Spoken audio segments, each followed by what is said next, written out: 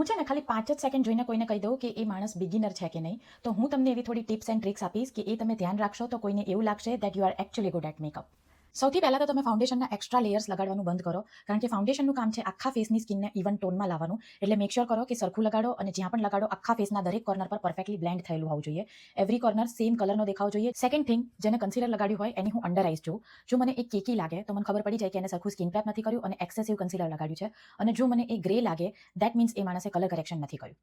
તો keep those things in your mind, અને ખબર ના પડે તો જસ્ટ બે ઝીઝક મને પૂછી લો. થર્ડ થિંગ, હું જોઉં સ્માઇલ લાઇન. જો અહીંયા પણ મને કેકીનેસ લાગે કે ક્રેક પડેલી હોય એવું લાગે, ત્યાં પણ ખબર પડી જાય કે સરખું સ્કિન પ્રેપ નથી થયું. હવે ચોથી વસ્તુમાં એમને જે પાવડર લગાડ્યો હોય અંડર આઈઝની નીચે, હું એ જોઉં.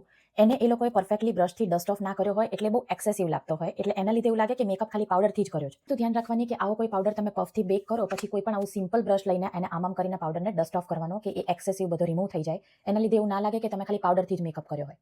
That's it. તો આ 4 વસ્તુઓ હું નોટિસ કરું અને હું તમને એટલે મેન્શન કરું છું કે જ્યારે તમે નેક્સ્ટ ટાઈમ મેકઅપ કરો ત્યારે આ બધી ભૂલને અવોઇડ કરજો, જેના લીધે તમારો મેકઅપ બહુ જ ફ્લોલેસ થશે. અને એ સિવાય follow me for more tips and tricks.